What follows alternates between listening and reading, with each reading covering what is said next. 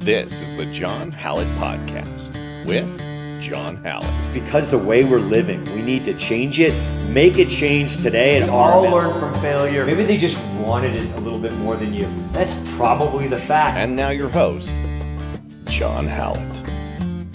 Hey everyone, welcome back. Thanks for joining me today. If you're live on YouTube, thanks for listening. If you're tuning in on Spotify, Apple, awesome. Share it with a friend, tag a clip. We're asking any of our members here, if you get a little section you thought was really good, let us know that timestamp. On Spotify, I know you can hit that share, and then there's a little button you might miss that you can share from that time code, and it will just send the time code. So share it out there. Any of our staff, that's a great way to introduce people to the gym here and what we're trying to do here at RMSDF and ClearSky. That is what the John Hallett Podcast is all about.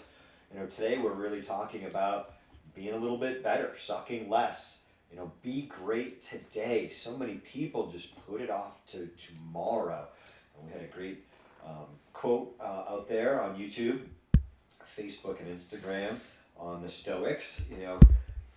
If you do it today and take that, at least the first step, plan out your workout, whatever it may be, you're taking next step. But I just see time and time again, people know what to do, but they just don't do it for whatever reason. They just get in their own way.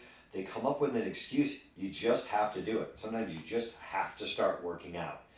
You just have to do it. You don't feel like it. You just have to get in the car and do it. And once you get there, you'll be better.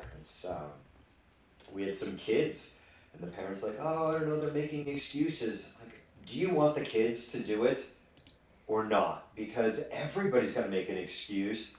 They had fun when they were there, but now you're asking them to go again. It might be spur of the moment, and they're making excuses. We will all make excuses. If I come up to you in the middle, hey, let's go do some burpees. Oh God, I got to finish this email.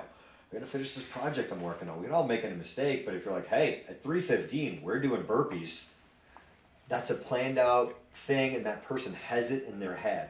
Even you yourself, set a calendar reminder to work out. Just get up like that. I hate a lot of technology, but your watch buzzing at you or your phone buzzing at you that you've been sitting too long. Get up and move. Do something. Do a couple squats. Get out of the freaking chair. Chair's death. As I sit in a chair. We have to do it for a lot of things, but maybe next week I'll make Josh set up standing up. He'll be all pissed off. Set up all of it, Josh, so I can stand the whole podcast. I brought myself in. What? Now we want to do standing? All right, back to you. Back to me. But always try to have fun. It's crazy to me. I just don't get it. I just don't get people like, I'm tired, I'm this. I've made it a lifestyle since I was in the 5th grade. And before that, I was still playing sports and just every day after school. I mean, we wore bases into one of my dad's yards. We had property in Rentham, Massachusetts. A really old farmhouse. It was a farmhouse from the 1700s. Was the original house. I think we covered it one time on the podcast, and we brought it up, a picture of it. But we wore bases into one of the side yards. I mean, it was big. Nothing compared to the postage stamp I have now here in Castle Rock. So we did something. It was part of my lifestyle. So yeah, was it easy? But it's just making it a lifestyle. It's telling those kids that, you might not want to do it, but this is going to be good for you. You need to do some sort of activity. Get out and do something that's going to help you create a lifestyle. Or what I tell a lot of parents, hey, how about you do something? Lead by example. You lead by example. Get out there and do it. Have the kids sit in the gym. Give them a book. I mean, the iPads and all that stuff. I mean, depending on how you're budgeting time and with kids on devices, but let them sit there. It's not gonna, people feel like it's like the kid's gonna die. Oh my God, they're sitting there. just make it a lifestyle, you know, and they'll be fine. My oldest son sat in the little car seat when I worked out, right from the get-go. I mean, the only thing I had to really adjust was the volume of my music so he could sleep. And then it becomes something that he's used to, and then he's down there with me working out as a little guy, to the fact that when he went to, I don't know what checkup it was, that the pediatrician heard him counting and talking. You know, he could say articulated dump truck, very young. He is and still is. He was a smart little kid, smart guy. But the doctor said, I'm worried about his counting. He's got a really good vocabulary, but he can't count. He's just like 1, 4, 3. I'm like, oh, he's doing punch combos. You heard him. He's out there doing punch combos.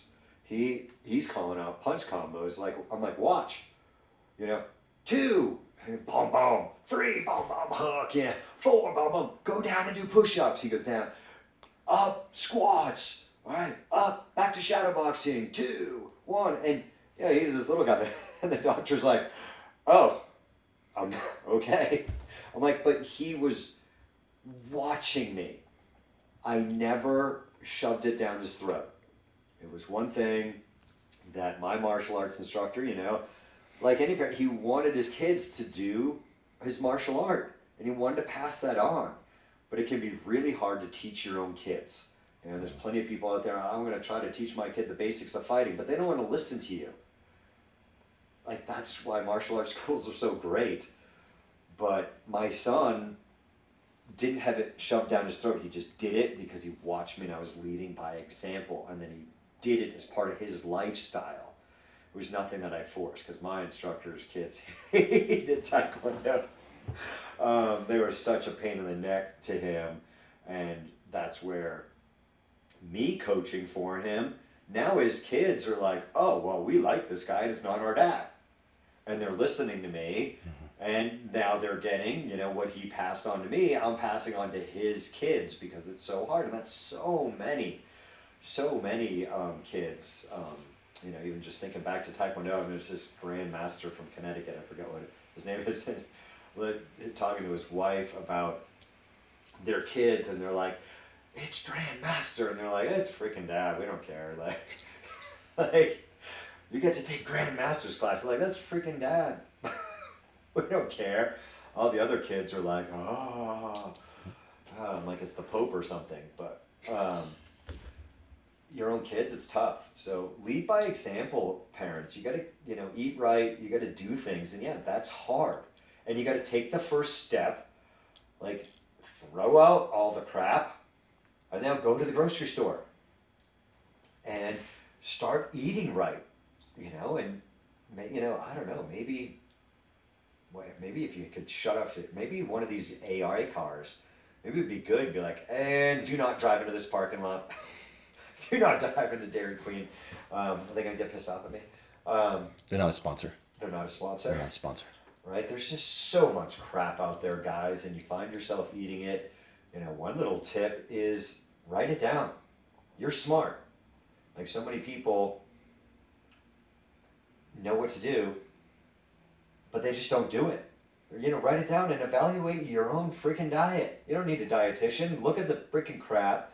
Pull out the nutrition facts. You're a smart person. Do that. I just got kind of aggravated with people saying they could, you know, I'm trying to train my diet. And just as the coach, I'm going to motivate you a little bit. Like, okay, yeah, you've lost 10 pounds. I feel like, you know, people lose 10 pounds in the gym a lot, maybe 15, but they might still have another 20 to go. And they haven't made progress, and now it's coming down to you're trying to out-train your bad diet, and you can't do it. You're not going to be able to do it. You're not 20 anymore, and if you're 20, it's going to stack up to you, so eat right, right? You can get away with it, and, you know, enjoy your 20s, enjoy your teens. You can get away with a lot of stuff, like eating bad. So write it down, look at it, and go, yeah, I'm at Burger King, I'm over here, and oh, I was out of time. And I had to go here. You know, go to the grocery store and buy some lunch meat. Is it the best? But it's a whole lot better than so many other things. And just eat you don't need bread.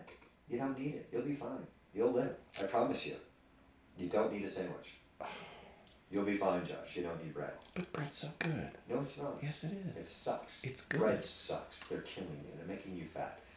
Just and then say that instead, or hear my voice. Hear my voice. No, you're not coming in, Josh. I am, because I hear your voice all the time in my head, John. Thank you. Now you're going to be like having bread and be like, bread is making me fat. Bread is making me fat. That's what you need to say to yourself. That's what you people need to do. That's why I'm like, I suck. I need to get better. Go train.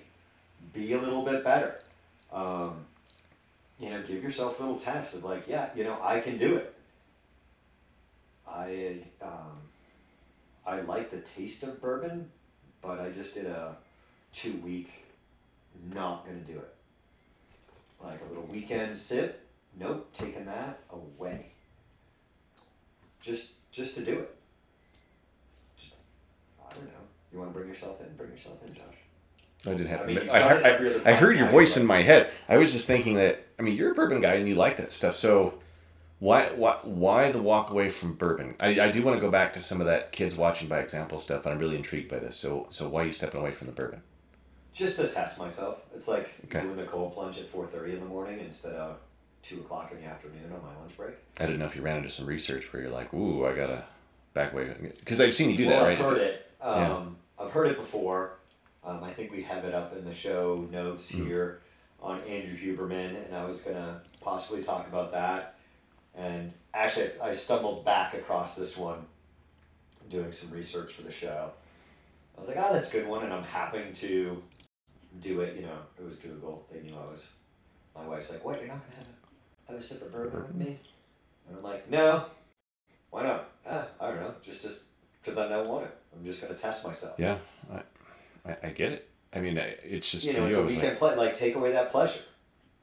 So, do you want to get back to the kids? You want to bring that in? Well, I want to get back to the kids because I'm double checking a thing here. So, have you ever heard of something called cradle boarding amongst Native Americans? They would actually take the kid and they'd slap him to a board, right? And they'd wrap him up and they keep him, like, you could tell who was cradle boarded because they'd have flat spots in the back of their head. But kept really good posture. But the whole reason for that is that when mom and dad were doing something, they would take the kid and they'd set him against a tree or a rock and they would have the kid watch them as they were doing something, right?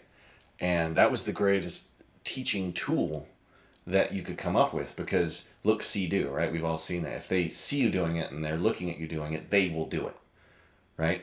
And that's how you create a healthy relationship with anything.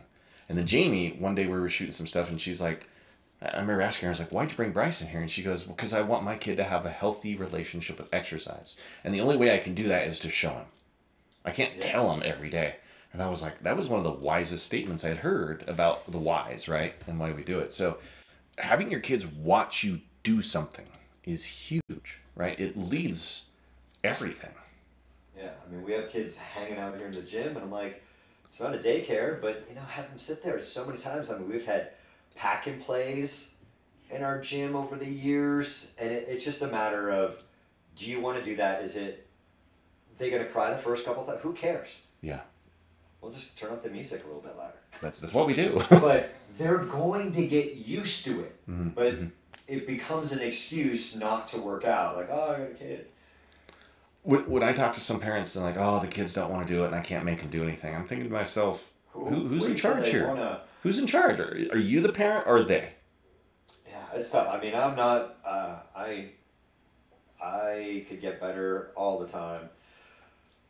Parenting is freaking hard as I can imagine. crap. Like you told me once, it was harder than anything you ever did was raising kids. It is so hard. Like, wow. It's easier said than done.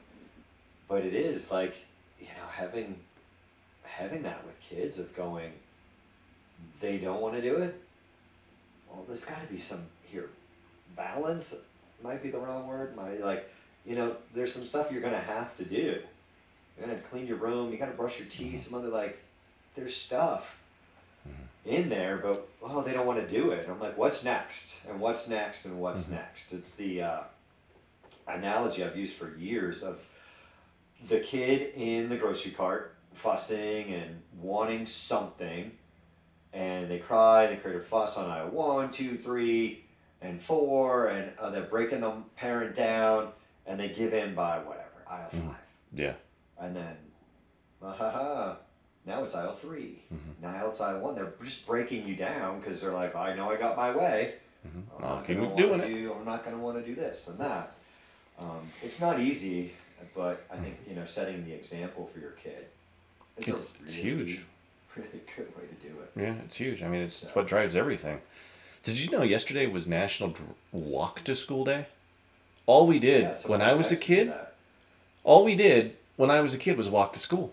We had to walk to school. And it's gotten to the point now where we've gotten so soft as a society because their kids are learning they don't have to walk anymore, do anything, right? That's what they're learning. Hey, my dad. And they have to make a holiday out of it. I walked to school. Every day. I rode my bike. I couldn't wait for the bike ride because I liked it, right? Yeah. So. Yeah, my dad used to tell I walked every day. Yeah. And I remember one time, I guess maybe we were living in Nantucket and we were back in Rentham, and we drove by and I knew where my grandfather lived, but it wasn't where they grew up. And it wasn't a place that we traveled a lot, and we were going by and they're oh, there's the school Dad went to. Okay, cool. There's his house. Yeah, right. I walk to school every day. My mother's a block? What? You walk to school? You tell me you walk to school every day? I'm wait a second. They're right there. Yeah. But yeah, I mean, walking's healthy. National Walk to School Day. But that's what it's come to, right? We have to make these special days for stuff that was the norm 30 years ago, right? Yeah. And it's just kids don't see their parents doing that stuff or seeing other kids doing it and their cohorts and stuff like that. It's just, at what point did we become so soft that we have to create holidays for the things that were considered normal? Yeah, I think it's one problem with the with phones and stuff. I mean, we had I'm gonna mess it up because I'm not good with acronyms, but I think it's the Christian Fellowship of Athletes. Oh, I think I'm talking about, yeah. I think that's correct. Over at our house, Big Tom Ashworth, member here and an ex coach over at Castleview, I got a good, kind of kept it for him. I was going to send it to his wife of there's stuff you do and nobody ever takes video or pictures. I'm there's so much stuff in my life. So I took it, and there's a lot of good little takeaways. I really want to kind of post one or two of them on my personal stuff. But after, they're all on the phones. Actually, the freshmen did all go downstairs and they were playing darts or ping pong down in the basement doing whatever. And I think the upperclassmen were I forget what they said about them. They're maybe they're the real kids or something. I don't know. But they're just sitting on their phones. And they're just all on there, where when I was a teenager, you weren't doing that. No. I just don't think it's healthy. We did, but we'd read the newspaper in the morning and then we'd be done. I read the newspaper. What a nerd. Oh, I read the newspaper. I'd read the whole newspaper, man. All the time as a kid. I'd start with the comics and I'd read the front. I'd start with comics and I'd go through front page. And then, you get to the art section, I was not really me. I would just read the headlines and stuff like that, or just read through it. I'd read the paper, because my dad read the paper, right? How old? Oh, gosh, I was really young, because Dad was always reading the newspaper. Grandpa was always reading the newspaper. I was probably, middle school. I forgot one teacher I really liked. I always had the Boston Globe. Yeah. And, but that's what I was taught. Picked it up a little bit. Yeah. When you had the paper, you get it. But, yeah, I'd start with the comics. But that's where we get the information, right? I went from the comics to the sports section. Yeah, that too. I love reading the sports section, yeah. But now, they get that 24/7 on a phone, right? It's just freaking... I've been pissed at myself lately because I'll look at something and I tell myself, just go to notifications and see if anybody that I train with has a post or something. But I'm freaking making me sick. I'm why am I scrolling on this stupid thing? But you're looking for that, ooh, what's going to be next? I think it's that whole hunter-gatherer thing, we're looking for it, and it's just in our DNA to be looking, but now it's not out there in the woods or whatever, engaging with people. It's ridiculous. there's too much of it. I'm trying to limit it as much as I can. Sometimes that's the biggest thing with business. You're like, and I have to be on Facebook. Yeah, I mean, and you can't. It's always there. It's always this pervasive thing. Like the technology has made, it's like a chain that's attached to us now, right? It's like chains. It's always weighing us down. And we can't get away from it because the industry is pushing it more and more. And they're trying to make it more and more smart. So we stay on it longer and longer and longer. Yeah. That's what we're facing all the time. And the young kid, I mean, imagine the generations, because Google just put out one of their latest phones and it is chock full of AI. It's got a chip specifically designed for artificial intelligence put in it. So imagine how that's going to influence everybody that has it. And you're talking, how young are people now when they're getting phones?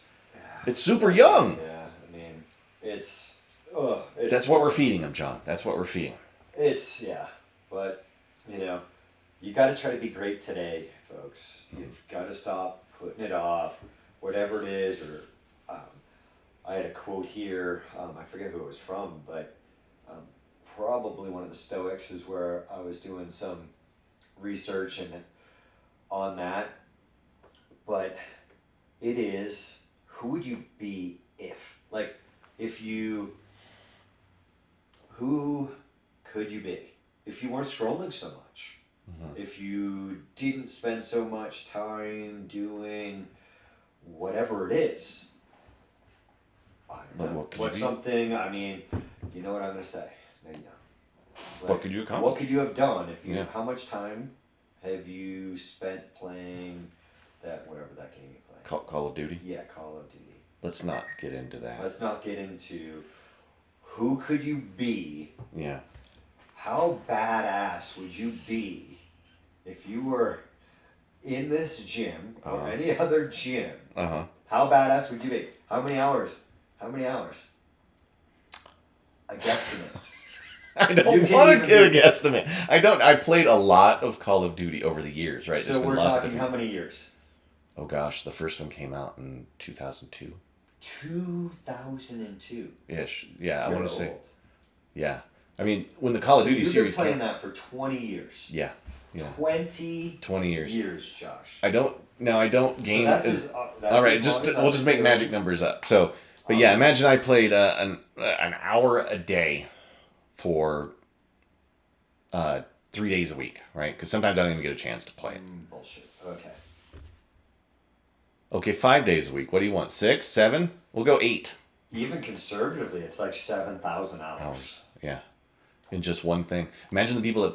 See, that's the whole reason I gave them like those online role-playing games, those MMOs, massive multiplayer online games, because people have been playing the World of Warcraft for 25 plus years, all day long. Right? That's what really got me out of it. Like, I only play games now that I don't have to, like, think too hard about. I just jump in, play them, and when I'm done, like, after 20 minutes, I just walk away. Because I can't sit there and just keep playing. Just not me anymore. But I've seen people put in, like, an 8-hour marathon on MMOs. And then when I saw that, I was like, I don't want to do that anymore, right? I just don't want to be that. Yeah. And that's what really got it for me to, like, get away from it. But yeah, I mean, think about all those hours that you spent doing that. Be that. Exactly. Yeah, I don't want to be that. I don't want to That's be when that. It hit me and I was like... This is making me suck. I suck because I'm doing this. And I'm just sitting here, I'm snacking, and I'm eating, and I'm drinking soda, and the gamer fuel. They tell you gotta fuel up to play, and it's like they're just feeding you Red Bulls, one after the other, playing video games. Yeah, and you're just losing muscle mass and gaining fat. Right. And you gotta just say it in your head over and over again. Do I need this? Do I need it? I mean, I tell them, like, I was addicted to ginger ale, like, 20 years ago. Yeah. And, people might say, like, after, kind of was lifting and did stuff, and tell people, like, when I started Krav Maga 20 years ago, I was around 185 to 195. Wow, that's and good. Now, I'm 165 to 175, typically, but more like pretty hard line, 165, 170. Yeah. Fluctuating in there a little bit. So you're like, I've lost a bunch of weight. And a lot of it was pasta, bread, and ginger ale. Yeah, the sugar from that. Peppermint patties. Oh, I've heard that you have a thing for Reese's Cups. Oh, yeah, I love Reese's Cups. But my wife's, at least homemade ones, are way better. The Buckeyes she makes are so good. Yeah, they're great. Yeah, if I find out I have cancer, I'm going to try to kill myself on those. Let's not have that conversation yet. I'm going to die, Josh. We're all going to die. I'm just not thinking. When I die? What are you going to do? I'm going to be really busy around here. Trying to figure out who's going to teach all that stuff. That's what's going to happen. You got a lot of shit to live up to. Oh, you have no idea. I'm just trying to hang on most days. But yeah, that I just didn't want to be that anymore. Yeah. Right? I didn't want to be that. I mean, I looked at myself, I looked at my lifestyle, and I was like, I'm living vicariously through a digital world. There's nothing I'm getting from this. Yeah. Nothing. So, let's pull up Huberman, but I do want you guys, I headed up, and Josh, like, we're going to get banned. Listen to Red Hot Chili Peppers, Californication. I think is that the right song? Yeah, I hate that song. You hate it? I hate California. I can't even sing it because they'll ban us. You know that if we start saying their lyrics and we start singing, I've been banned on YouTube before for that. Because it listens, FYI. So I had to stop myself from singing it. But I hate that song. Drives me crazy. I don't know why we can't. Yeah, I see plenty of people posting on YouTube. And they just don't like this. This is, I think, from Instagram that we had. But listen to those lyrics. Just listen to it and go, how long ago did this song come out? Read a few. I mean, try to read a few. Let's read a few, and then pick the ones, and then we'll see if we can, if they ban us, we'll try to dispute it that way because we're talking about it, so hopefully we're not breaking their rules. Okay, well I'll pull it. I want you to pull up that Huberman. I've got Huberman. It's the one on alcohol, right? He's just ready to go. You want to play that one real quick? Yeah, pull that up. Let's go. Let's give it a listen. Trying to get him to play here. There we go.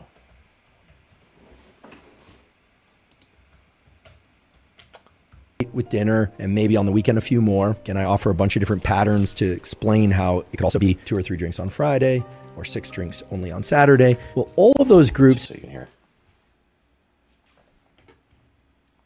You lost it. I lose it all the time. I'll bring it back up when he returns. Okay, so he's going to bring it back up. I'm choking myself with these.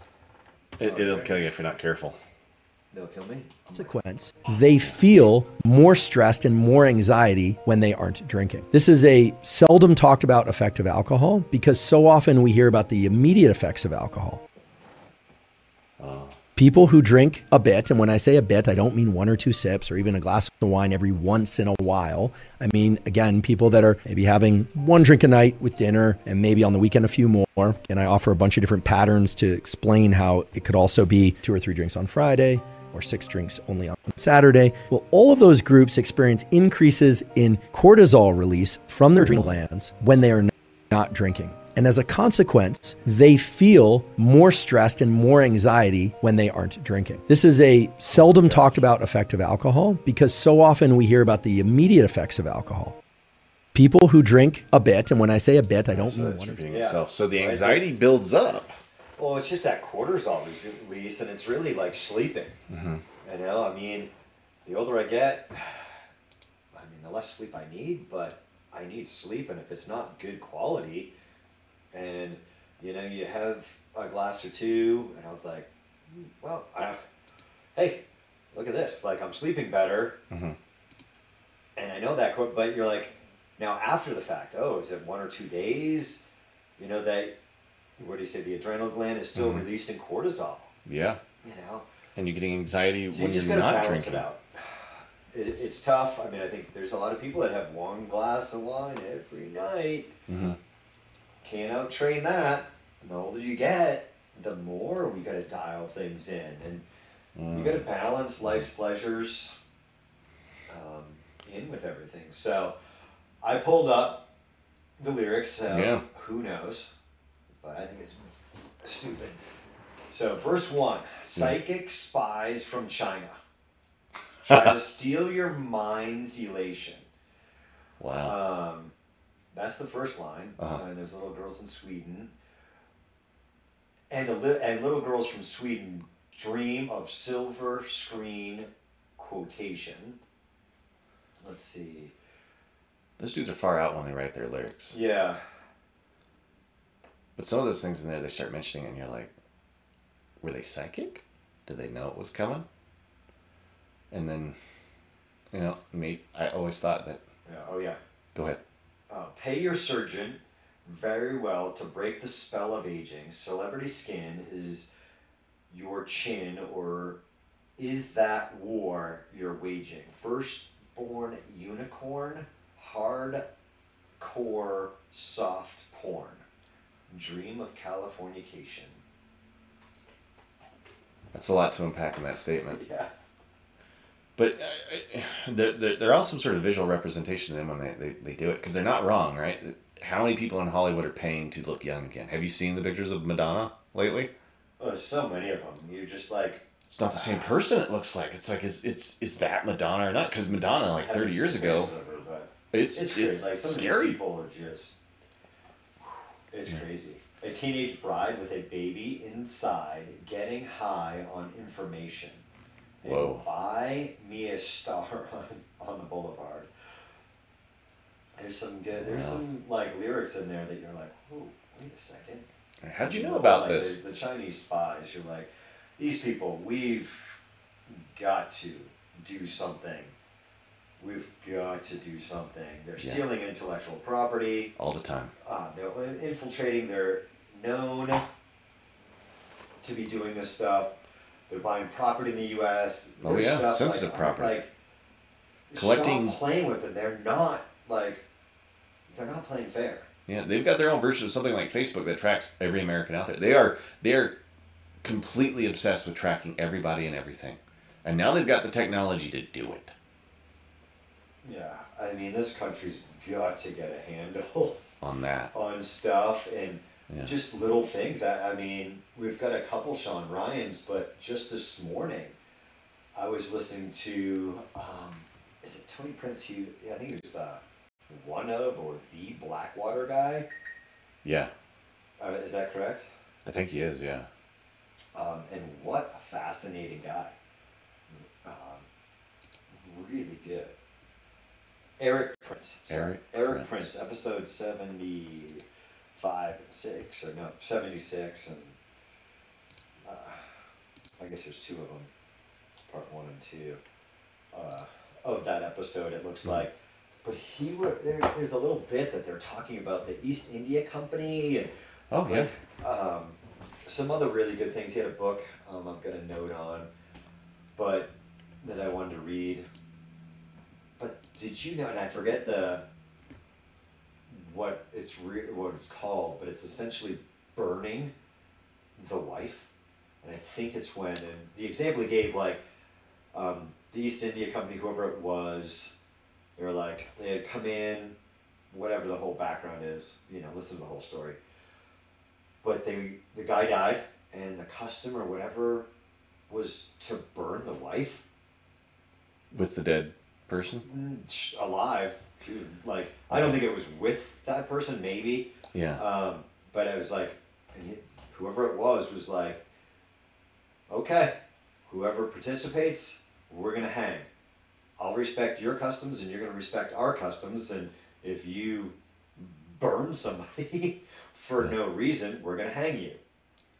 And he kind of brought it back. I believe it was probably the Obama administration, that I forget what the custom was in the Middle East, Iraq or Afghanistan, of the uncles, cousins passing around the young boy and raping him.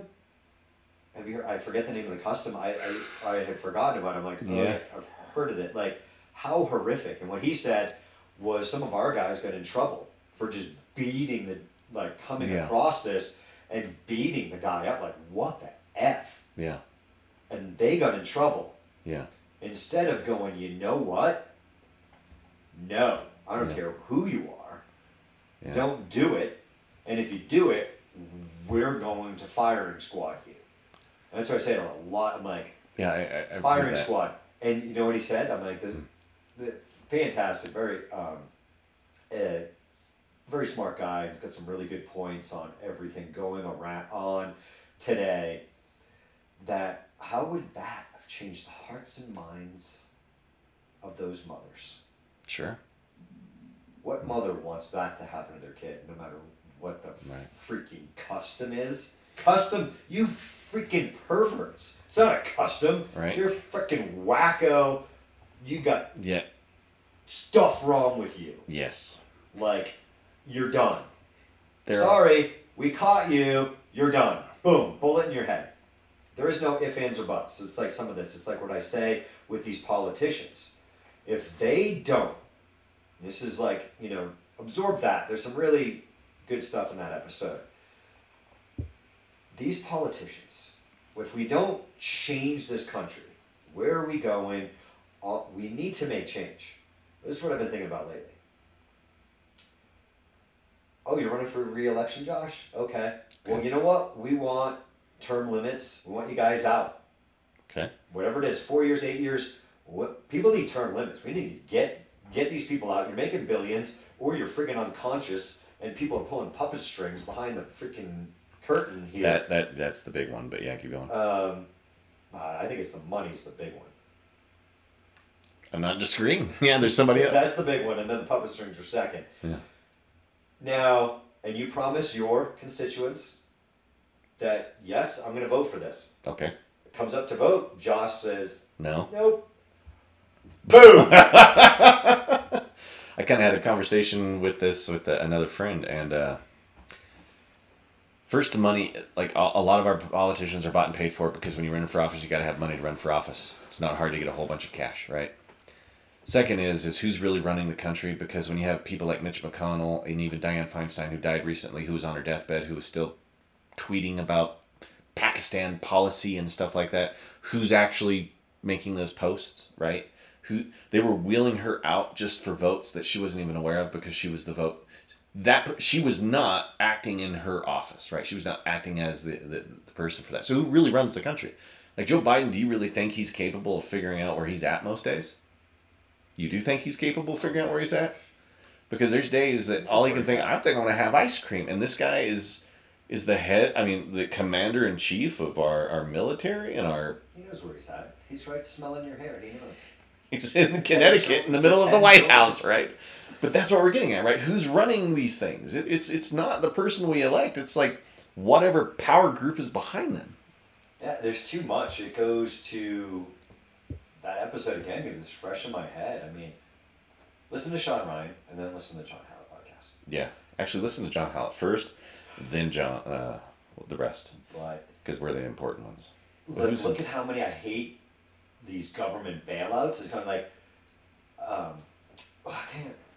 Eric Prince, and he was saying look at I forget how many years ago, but it wasn't all that long. We had 20, 30, I forget what the number was, of defense contractors. Mm-hmm. We're down to 5. Can they set their friggin' price? Oh, yeah. Can Home Depot, can Amazon just start jacking their prices up? When you're in control. Only freaking choice. That's what separates so much stuff. And that's like these banks. We get a bailout. Those things have been pissing me off forever. And they were billionaires' banks. Connected to big companies. What? You're too big to fail? No, nobody's too big to fail. It's a load of crap because people line their pockets. It's all money. These people, we need to fix some things here, and I think it's term limits would really start the ball rolling. I think there's a lot our country needs to do. I always have a problem with people that run for office and want it. That means they want power, right? They want that stuff. I want the person who's reluctant to wield power because they're most likely not going to corrupt it, right? Because they have some personal dignity and stuff inside of them to make sure that they don't corrupt that. But all these politicians, all they want to talk about is how I should be the right leader for you, and they want it. They want it. They want it. All they want is power. Right? They don't give a crap about the rest of us most of the time. They're just doing the stuff that... they're passing bills that don't affect them whatsoever. They never have to deal with those consequences. Not a one, but I do, right? As a business owners, we have to sit there and look and say, this is going to destroy us, right? But you're never going to see this because you made a bunch of money off the short sell on that stock for that company, right? And they see all that financial information before it even hits the rest of us. Dan Crenshaw, I thought he was a great Republican. He's such a rhino now because he has outperformed Nancy Pelosi in all of his stock trades this year. Oh, yeah?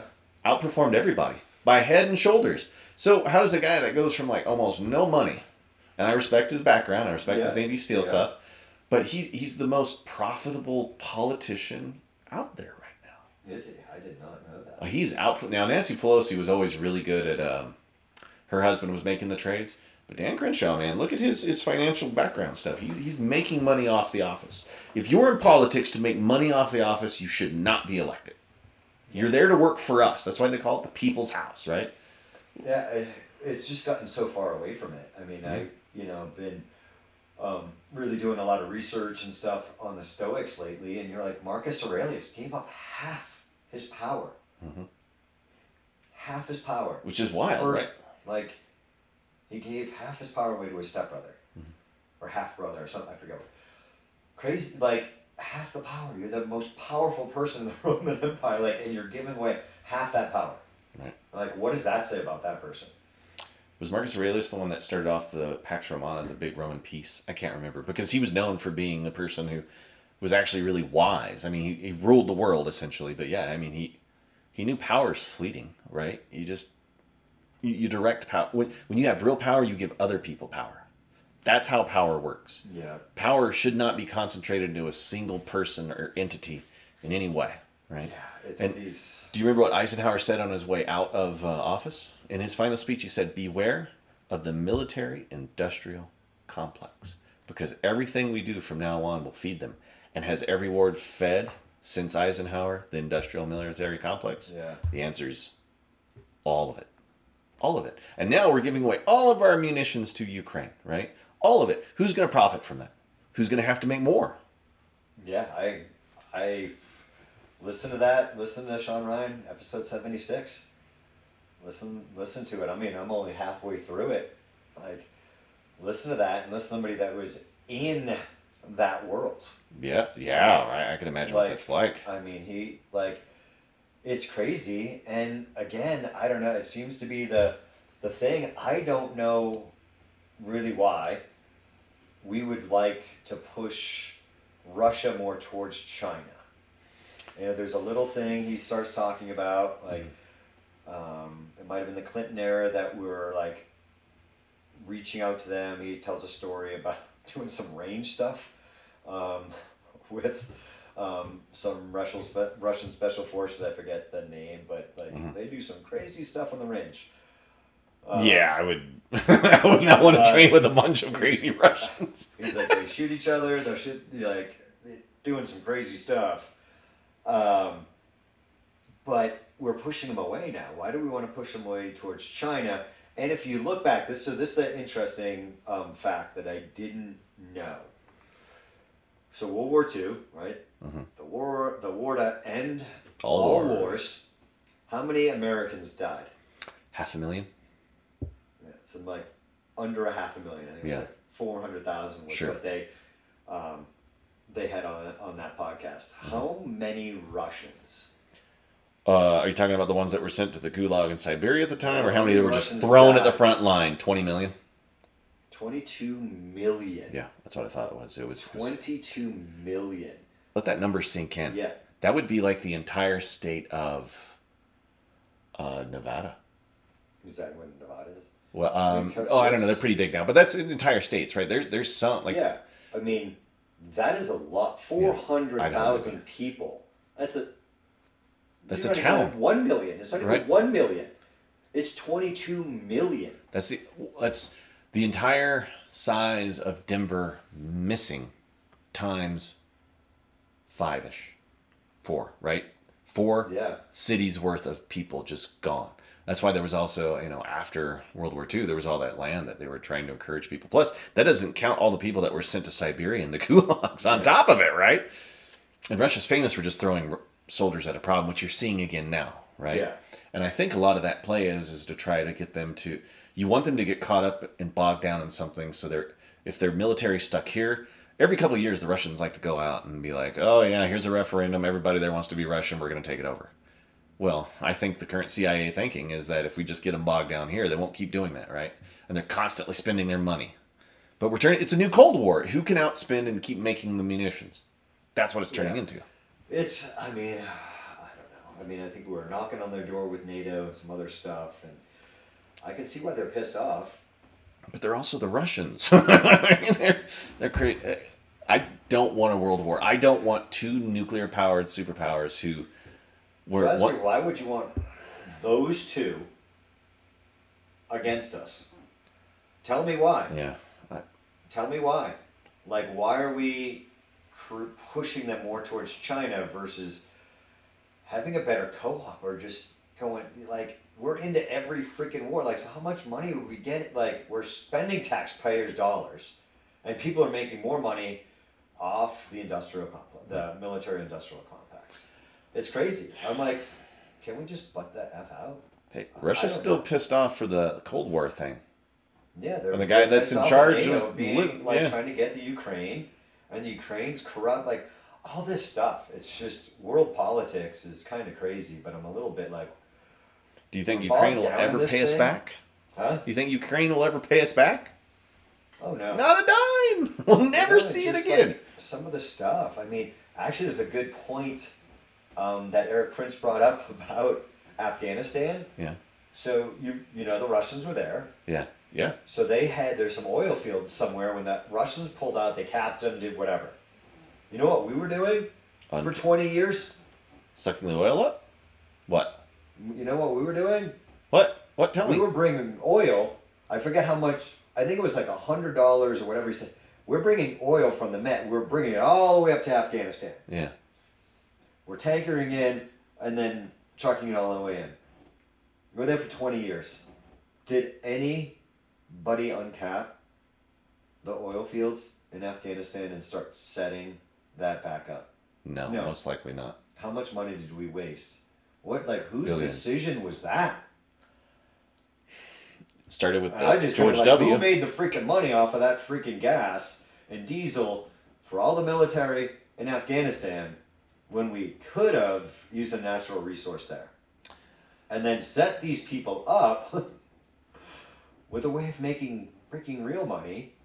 And they've got lots of resources: lithium, cobalt, oil. I mean, they've got know. silver and gold. They've got doing? copper. I mean, they've got a lot going on there that if we had done it right, we would have just set them up as a nation that was making its... Now, it's really hard to try to tell one culture that's been living its way for thousands of years to westernize, but... Well, I'm going back to what we were talking about before on, we're going to let them rape boys?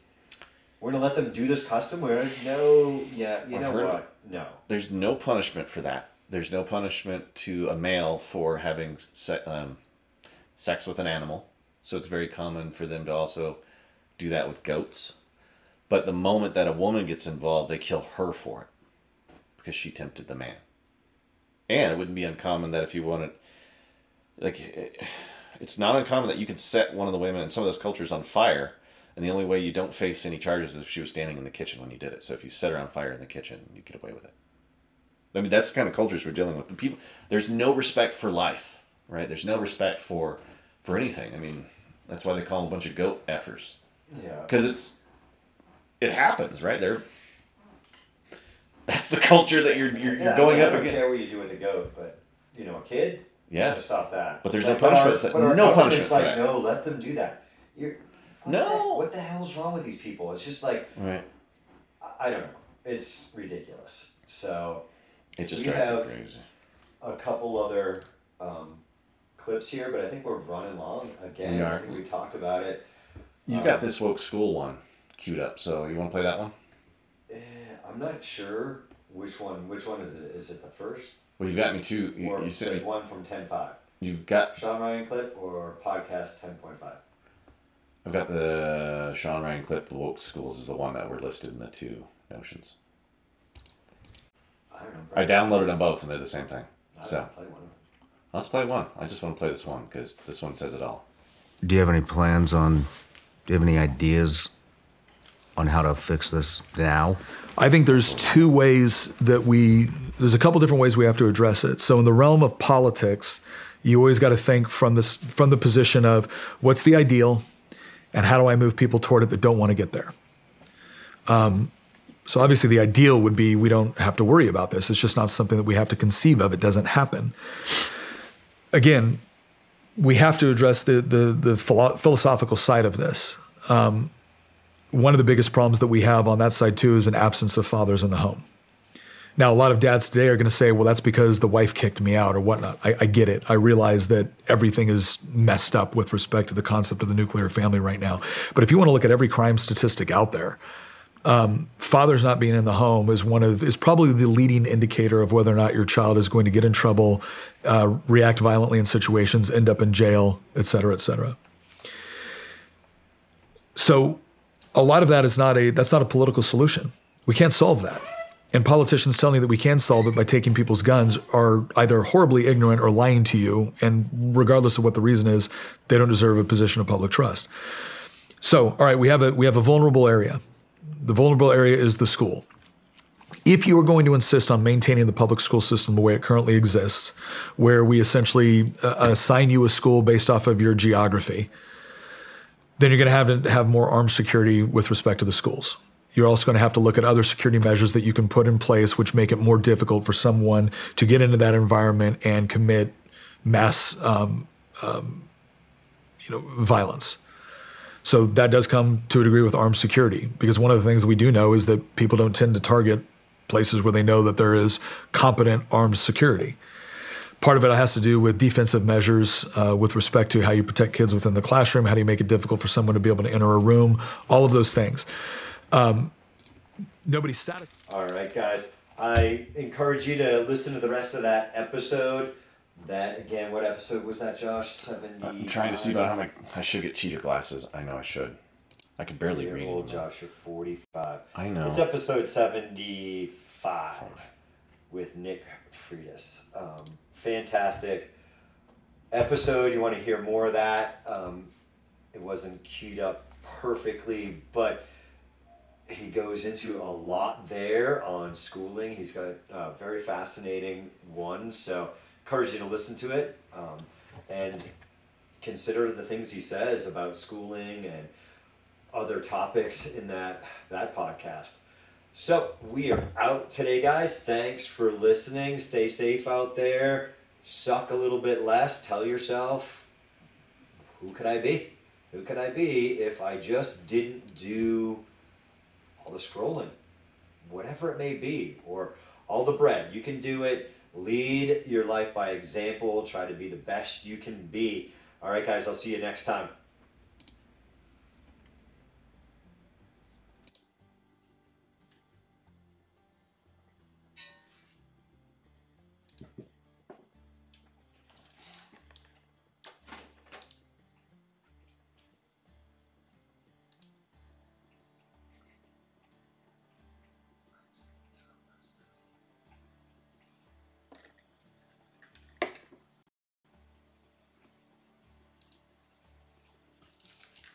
Here.